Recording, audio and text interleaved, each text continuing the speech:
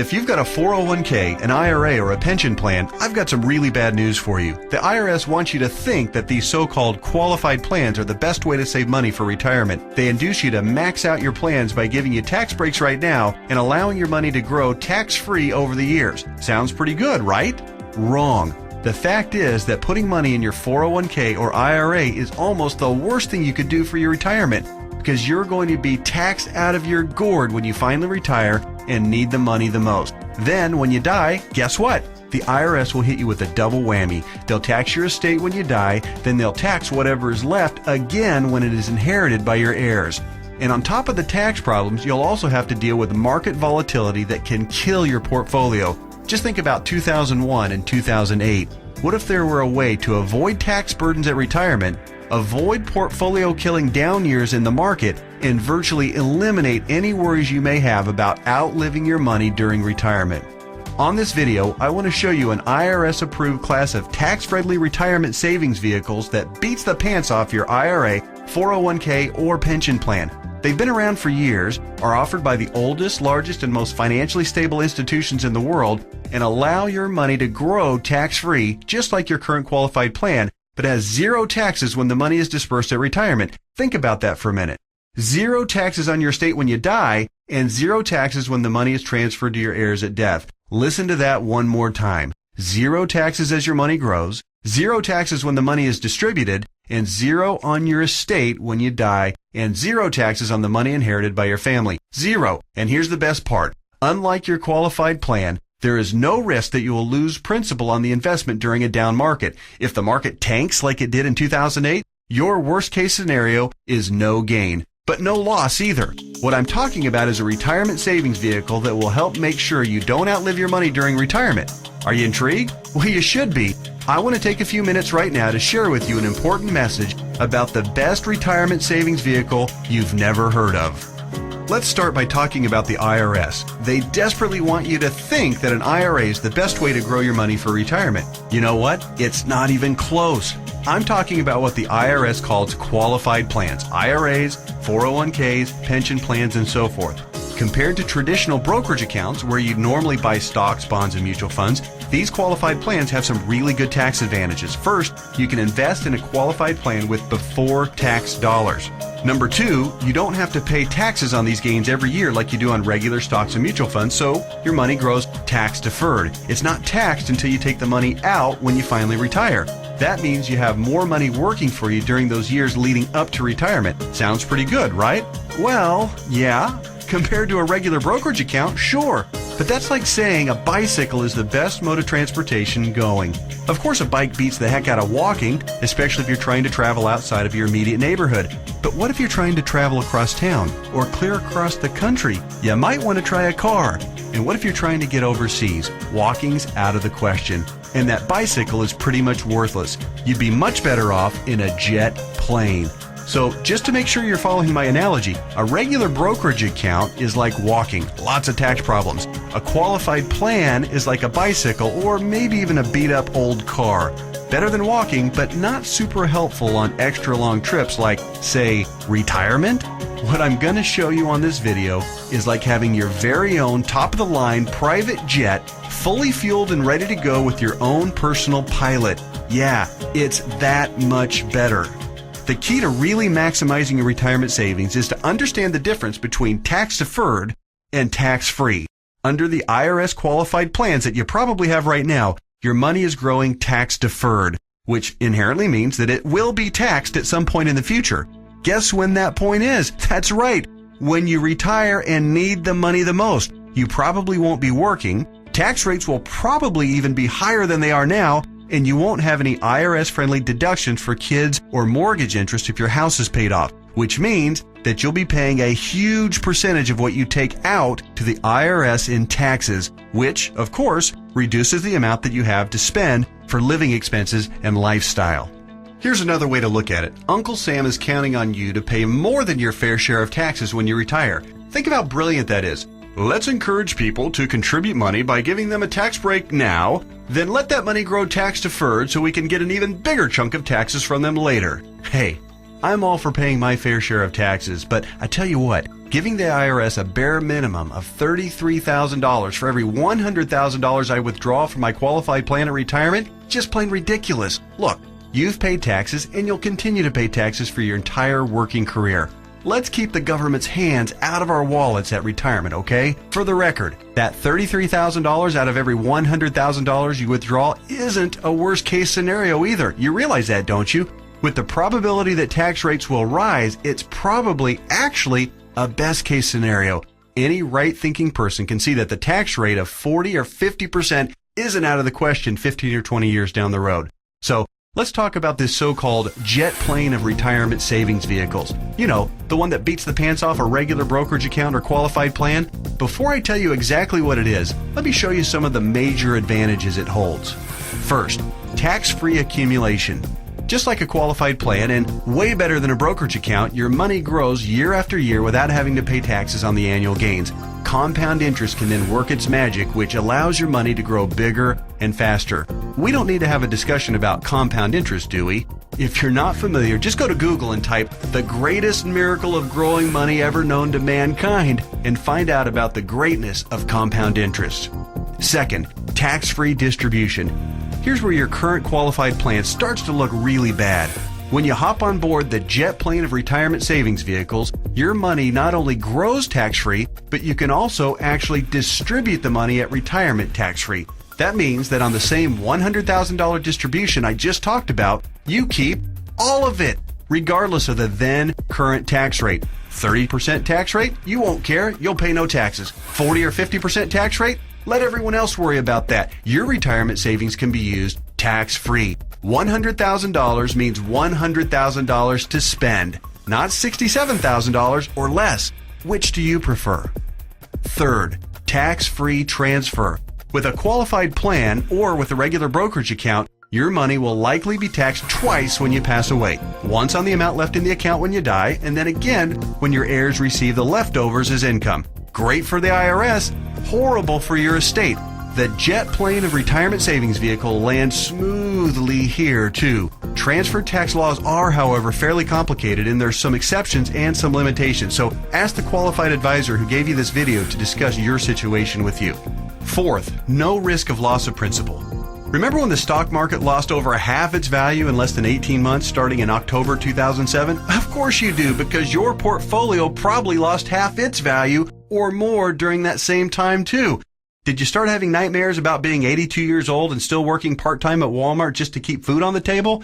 Your qualified plan has no way to protect you from that kind of market volatility and downside losses. Ouch! Not true with the jet plane of retirement savings vehicles. The principal in the account never loses altitude. When structured properly, there's no chance it will lose any principal. Not a dime, not a penny, nothing. If you'd been on board with this in October 2007, your portfolio would probably look a whole lot prettier right now. I'll explain why and how in just a minute.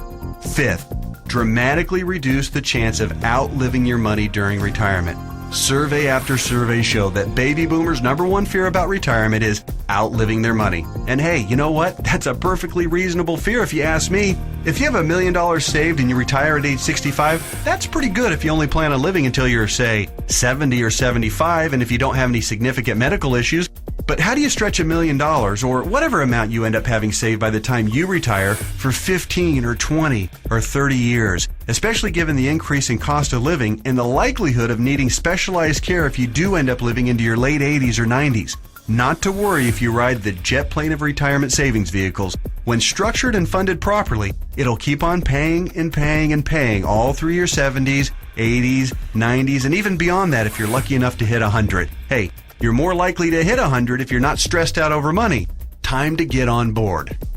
Okay. There are even more advantages, and I'll cover them in just a minute. But first, let me address that question that I know is nagging you in the back of your mind. You're saying to yourself right now, okay, this all sounds great. Everything you've said so far makes a lot of sense, and I'm interested. But hey, pal, what's the catch? We all know that anything that sounds too good to be true probably isn't. Hey, I hear you. Between Enron, Bernie Madoff, and the great stock market meltdowns of the 2000s, a healthy dose of cynicism, skepticism, or both is not only understandable, it's just plain smart. I'll tell you what the catch is, And trust me, it's more like 6 seconds of turbulence on your 6-hour flight to Hawaii on your personal jet plane than a catch. But first, a quick reality check. Just because you've never heard of this before doesn't mean that it doesn't exist, doesn't mean that hundreds of thousands of people aren't already using it, and doesn't mean that all of the advantages that I've talked about aren't absolutely real and sitting there just waiting for you. So, here's the 6 seconds of turbulence catch. Per IRS rules, you have to fund the plan I'm telling you about with after-tax dollars. In other words, you can't deduct the amount you contribute off your current year's taxes like you can with a qualified plan. That means that if you were to contribute $6,000 this year in an IRA versus this retirement savings vehicle, you'd in reality pay an extra $2,000 in taxes this year, assuming a 33% tax bracket. If you're in a lower tax bracket, naturally, your tax savings would be less. That sounds like a drawback, right? Well, actually, no. To understand why funding with after-tax dollars instead of before-tax dollars like you would with a qualified plan is not a drawback, you just need to understand the alternatives. Answer this philosophical question. If you were a farmer, would you rather pay taxes on the small sack of seeds when you purchase them in the spring, or would you rather pay taxes on your entire harvest when you sell it in the fall? Well, do the math. If a farmer bought $1,000 worth of seeds and was taxed at 8%, he'd pay $80. But if the farmer planted those seeds and paid the same 8% of taxes on a $50,000 harvest, he'd pay $4,000 in taxes. 80 versus 4,000. That's a 50 times increase in taxes paid. The same rationale applies to your retirement savings. In fact, the amount of money you save on upfront taxes with a qualified plan, remember, you'd save $2,000 in taxes by making a $6,000 contribution into a qualified plan, okay?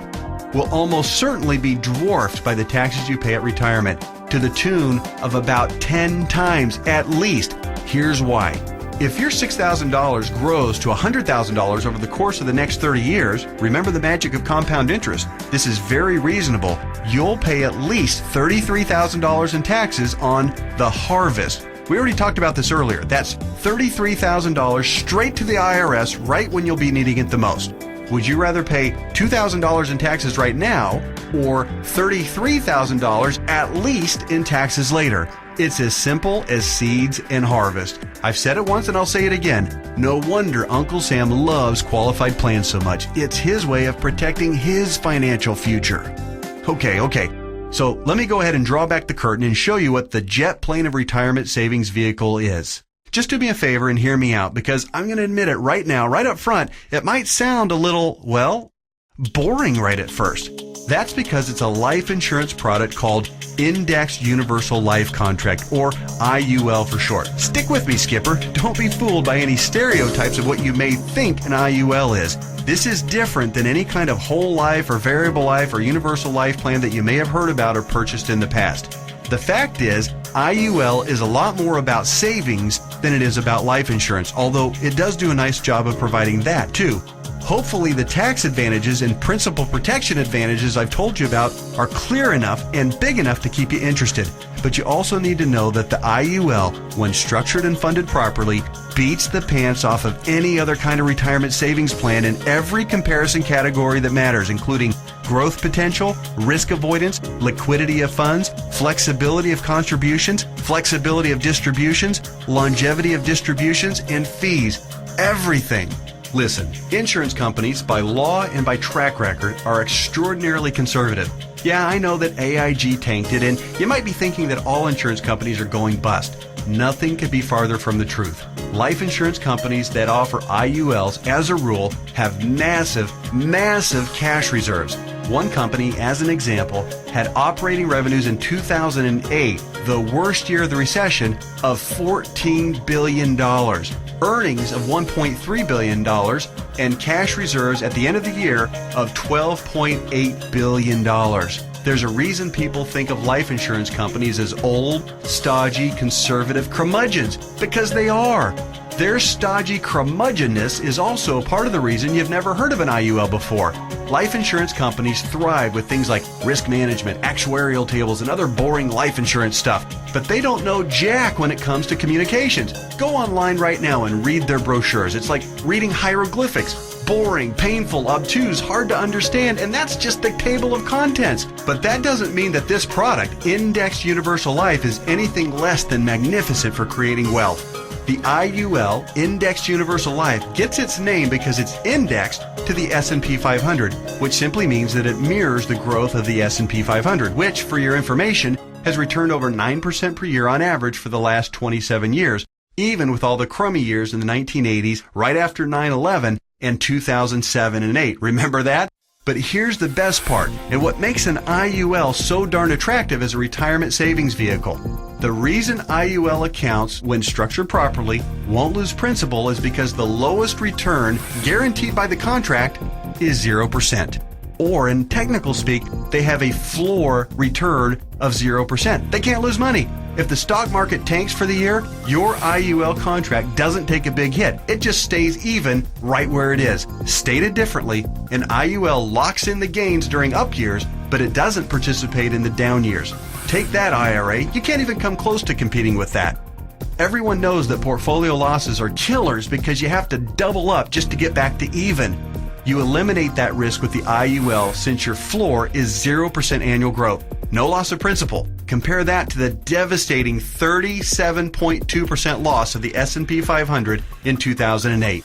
If you were indexing your IRA against the S&P 500 and therefore did not have the 0% floor like you would with an IUL contract, if you had a $1 million portfolio on January 1st of 2008, you would have ended the year with just $628,000. Ouch! Even with the big bounce back year of 2009, where the S&P returned 23.6%, the $628,000 you had left after getting killed in 2008 would have only grown to about $775,000. Still deep in the hole. Not with an IUL. Now that brings us to the other catch of the IUL. It does offer the peace of mind of the principal protecting 0% floor, but it does also cap the gains on the upside. That means when the market has a huge growth year, your investment will be capped at somewhere in the 12 to 15% range, depending on the carrier and the contract. Don't bail out on me now. Trust me, this is not a big issue. In fact, quite the opposite. We're talking about 6 more seconds of turbulence on your 6-hour smooth plane ride to Hawaii. Here's why. Realize that huge gain years almost always follow what? That's right, huge loss years. 2003, for instance, was great, 26.3% gain in the S&P 500. But it followed 3 consecutive years, 2000, 2001, and 2002, of negative returns, 12.2, 13.4, and 24.1% respectively, negative all 3 years. Let's run those numbers. If you had $1 million in your IRA on January 1st, 2000, it would have fallen to approximately $878,000 at the end of the first year, then continued to fall to just over $760,000 at the end of 2001, and then plummeted to a measly $577,000 at the end of 2002. That same $1 million in a loss-protected IUL would have retained its worth at $1 million at the end of 2000, even though the market was down, remember? Still been worth $1 million at the end of 2001, and guess what? Still worth $1 million after 2002, even though the market got slaughtered. That's 3 consecutive down years and $423,000 in avoided losses. Wow. Then, in 2003, let's say that you were with an IUL carrier that had a 13% cap. Remember the big downside catch? It has a cap. Your $1 million would have grown to $1.13 million. It grew. Meanwhile, the qualified plan portfolio that tanked from $1 million down to just $577,000, remember that one? It would have gotten the full benefit of the 26.3% market gain, not a 13% cap like our IUL contract. Yay! But let me ask you this. Would you rather add 13% to $1 million or 26% to $577,000? 26% added to $577,000 only brings the account up to about $728,000. Again, compared to $1.13 million. This is a no-brainer. At the end of the 4-year cycle, you would have been ahead by over $400,000 with an IUL. This is real money in a worst-case scenario. The only way a qualified plan could possibly do better is if the S&P were to go up unfettered by over 15% per year for 5 or 10 consecutive years with 0 negative years. Do you really think that's going to happen? And even in the 1 in a million chance that it did, Get ready to pay the tax man when you retire. I know these numbers can start to be a bit mind-numbing, but they're so critical for you to understand so you can see how to avoid getting crushed financially when you retire. Don't be afraid to rewind the video and watch that last section or the entire video again. I want to continue with the examples just a little bit further. We stopped our examples at the end of 2003. Remember, the IUL account that started with $1 million had weathered the storm and grown to $1.13 million. The IRA account hadn't done so well and had managed to eke back to $728,000, but only after a really strong 2003. Now, let's look at what happened in 2004, 5, 6, and 7. The S&P gained, in this order, 7.2, 1.2, 12.8, and 1.2% in those 4 years. Your IUL account, since it's indexed to the S&P 500, and since all of the gains were between the 0% floor, remember that, and the 13% cap, your IUL would have taken all of those same gains, 7.2, 1.2, 12.8, and 1.2%. That would take your $1.13 million account right to around $1.4 million by the end of 2007. Pretty good, right? Then, when the S&P got shellacked to the tune of 37% loss in 2008, since the lowest return your IUL account can get is 0%, guess what? The IUL account would have held steady at $1.4 million. No loss. Nice, isn't it? On the other hand, the IRA account would have grown from $728,000 to about $900,000 during those 4 good years, still down by $100,000 since 2000, just in time to get crushed clear back down to $565,000 at the end of 2008. What would you rather have going into 2009? $565,000 or $1.4 million? This isn't a retirement savings vehicle for the ultra-conservative. It's a retirement savings vehicle for the ultra-intelligent. If you think market caps of 12 to 15% are a poor trade-off for a contractual guarantee of a 0% floor, you're just plain crazy. Naturally, past performance isn't an indicator of what will happen in the future, but I think it's safe to say that the market is going to have up years and down years. Protecting yourself from huge losses is one of the primary advantages of the IUL. It's impossible for me to overstate how superior the IUL is compared to your qualified plan. It's not even close. We've already covered the tax advantages. They're clear and evident. The risk avoidance issue is huge, and it favors the IUL by a country mile. But also remember, indexed universal life is also, life insurance. Here's what that means. If you die the day after you fund an IUL policy or any time thereafter, your heirs will receive a death benefit tax-free. The amount of the benefit depends on the size and structure of your policy, but think about your qualified plan and brokerage accounts for just a minute. How much do they pay in death benefits if you were to die early? Oh yeah, none, because they're not insurance. Are you starting to see what I mean by the best retirement vehicle you've never heard of? Hey, that reminds me, let's talk a little bit more about why you've probably never heard of an IUL before. I already told you that one of the main reasons was that stodgy old insurance companies have horrific communication skills. But there's actually a bigger reason, which is financial advisors almost never talk about IUL. Why is that? Simple math. Only licensed insurance agents can legally sell you an IUL, and most licensed money managers and brokers are not licensed to sell insurance. In other words, the guy who sells you your IRA can't, by law, sell you an indexed universal life policy. And if he can't sell it, he can't make any money on it. End of story. Your financial planner's motivation is to get you signed up for an IRA or 401k and then make money on you for life as your investment grows. They don't care about your future tax burden. Why should they? Seriously, call your investment advisor on the phone right now and ask about an IUL. Chances are 99% he or she has never even heard of it. And if they have zero working knowledge of how or why it works. How would they know? They don't know insurance products. They like to think they have a corner on the market of helping people save enough money to retire, but they don't. They're selling skateboards, bicycles, or roller skates and pretending like the big, shiny private jet doesn't even exist. The fact is, the IUL is the best possible wealth accumulation vehicle for your retirement. For most people and in most situations, it simply cannot be beat for tax advantages, safety, growth potential, liquidity, and flexibility. All right, just one more quick topic, and then we'll let your licensed insurance professional take over and discuss all the fine point details as they relate to your specific situation. And that topic is the logistics of how the IUL works. It works like a life insurance policy in the sense that you make monthly or annual contributions into your account. You will work with your advisor to determine what the optimal amount is for your situation. It'll vary depending on how many years you have left until retirement, your financial goals for retirement, and your current financial ability. The money you contribute to an IUL, like we've discussed at length, will continue to grow tax-free. Unlike a qualified plan account, you may have access to your money at any time you want or need it without a penalty before or after you retire. That's what's called flexibility. When you do pass away, the balance of the account will be passed to your heirs tax-free, just like with any other life insurance policy.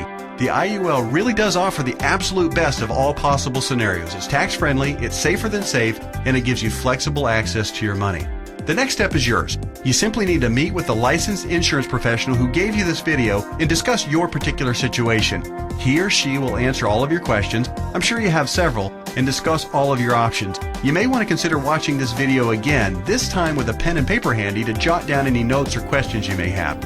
Like anything else worthwhile, there are plenty of details to be covered and there's a bit of a learning curve. But whatever you do, don't do nothing. There's too much at stake. Don't fall prey to what I call the law of diminishing intent. You know what I mean. You intend to make the call and learn more, but you get overwhelmed with 1,000 little urgencies of life and you look up and a few months or even a few years have passed and you haven't done anything. So take one action right now. Set an appointment to meet with the insurance professional who gave you this video.